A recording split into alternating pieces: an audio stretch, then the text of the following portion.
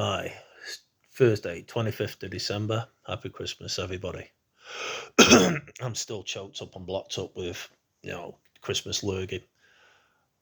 I didn't want to really go off on one today, but this is going to become another spitballing video. I was at a friend's house last night. We're having a meal. TV's on in the background, so you got a lot of adverts on. And the adverts, a lot of them, Salvation Army, talking about homeless people on the streets. And then there's another one from a smaller charity talking about homeless teenagers on the street.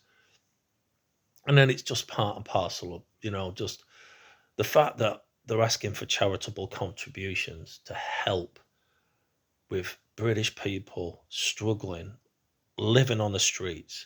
And then I'm looking, because I live in Altrincham, at 300 people who've arrived illegally and are being housed in a hotel, the Cresta Court Hotel. And that's not a bad hotel, by the way, at our expense. And I say our expense, it's going to be the expense of our children and their children, because the UK is in that much debt. We've borrowed that much money that our future children will be paying that debt off and continue paying that debt off, because unless this immigration issue is stopped, it's going to be crippling the country. Now, I've heard for 40 plus years that we cannot fund and help these people on the streets. I mean, for decades and decades and decades. I've, I'm closer to 60 now, so I'm first of the Gen Xers. And I have to look at these freeloading chances wandering around Altrincham at our expense.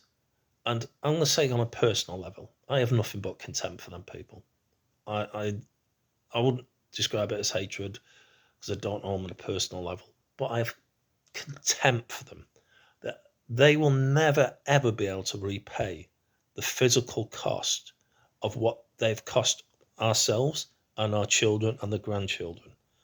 They'll never be able to repay that. I doubt they'll ever make a useful contribution to society.